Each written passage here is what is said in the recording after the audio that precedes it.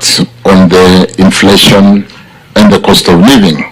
And therefore, we are, as you are, looking for ways every day to see how to bring down and make our economy a competitive destination for investors, where cost of living for our people who are employed in industry would be able to make this economy a competitive destination so that you can attract investors. Chair, let me say as opening remarks that the recent happenings, particularly the post-COVID recovery period, where we've seen inflation in economies like the US, Canada, soaring to a high of 9%, is something that is being seen maybe in the last, 22 years, where we see Fed raising interest from a low of 1.5% to a 5.4% today, and then therefore causing the challenge of dollar unavailability in that tightening of monetary policy, and as seen particularly in the petroleum sector,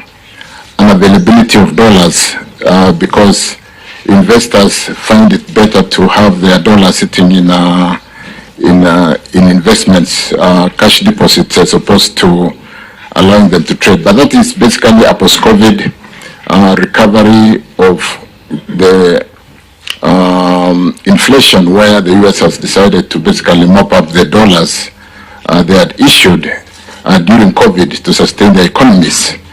And so that challenge is there. It's a global challenge. Those of us who trade in tea are unable to sell our tea in the international market because of unavailability of dollars in Pakistan, in Egypt, in Iran. And whereas we need those dollars to procure products which we don't produce as Kenya, like petroleum, pharmaceuticals, and all the other products.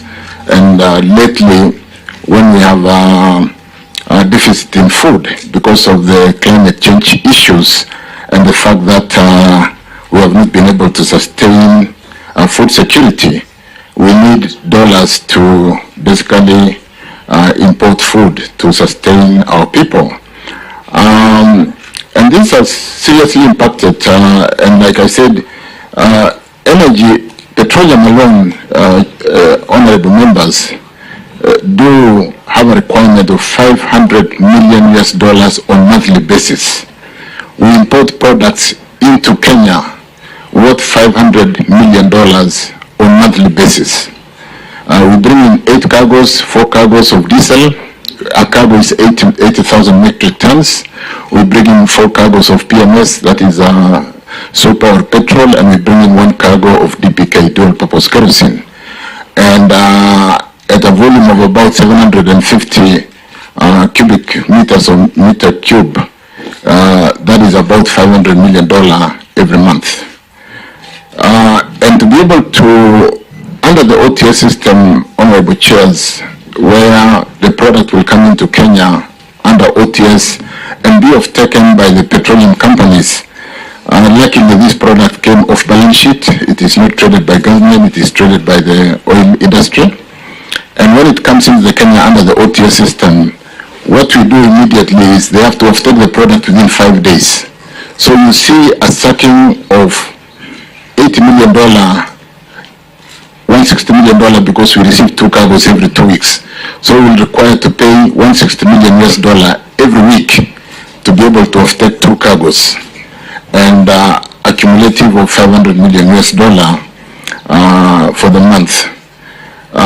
And that is why we had the late nomenclature of G2G, where we went into deferred issuance of LCs, which would service after 6 months.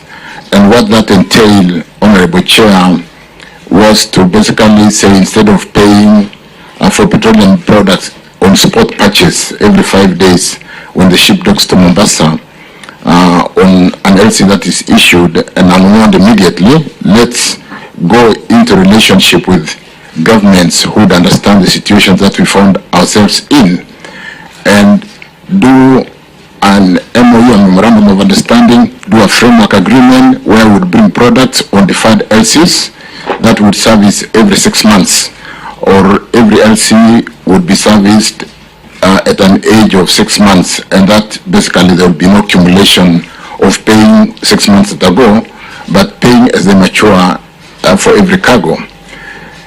And we did that, honorable members, to basically delay the exiting of $500 million every month, to address with my colleague, the CS Treasury, the macroeconomic issues of ensuring how do we allow those $500 million to be available to the pharmaceutical, to be available to some debt swaps which have been, some swaps which have been done on the Kenya shilling, awaiting the improvement of the dollar liquidity or availability in the country. How do we deal with the food challenge, given the drought that ravaged this region because of the climate change issues for the last 5 years? And so we were able to negotiate with friendly countries like Saudi Arabia, who are the world leading. I think they control 22% of the world oil reserves. We did work with Abu Dhabi and ENOC to work on a framework agreement that would give us products on deferred LCs, and therefore delay the exiting of dollars for a period of 6 months. That, honorable members, did give us some benefits in terms of managing the interbank spread, the speculative tendencies which were there, where everybody of the 100 oil marketing companies were running around town every day looking for dollars for the spot purchase, and exacerbating the depreciation. Because the Minister for CS National Treasury here will tell us how we've been able to slow down depreciation of the Kenya shilling from a high of 3% to some 1%, albeit the depreciation is still there because the tightening of the monetary policy continues, because of what the background I gave in basically the US trying to manage its inflation. And we've seen countries like China and Russia trading in ruble, trading in their currencies, almost doing a barter trade in efforts to dollarize their economies, and so on and so forth. I've mentioned about tea. Those of us who trade in tea currently are not able to sell our tea because those other countries out there don't have dollars to pay us, and so on and so forth. So this has been one thing that we've done, Chair. We were able then under that framework agreement to negotiate for freight and premium, because the petroleum products are traded on Platts. The OPEC countries do fixed prices every month on basis of products which is released to the market every month. So because oil is internationally traded and we've got Platts pricing, the only area you compete on is freight and premium. The cost of bringing the product and the premium which is charged by the oil marketing companies, which we did negotiate and got a fairly competitive rate. Kenya today enjoys freight and premium on diesel of $88 per meter cube, against what is obtained today in the region, where we've seen a high of 260. I think currently Tanzania is having a freight and premium of about $160 per metric, per cubic meter or metric ton, if you do some literal conversion. So a high of 160 against Kenya 88. For PMS, we are currently having $95 per metric ton for super or petrol, whereas the region is having a fairly high rate, which I've shown in that document that I did circulate.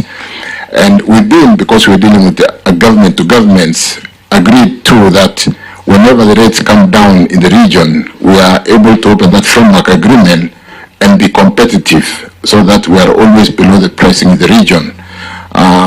Albeit we can't do much on the international pricing of petroleum, which has soared from a $70 to $80 to $90.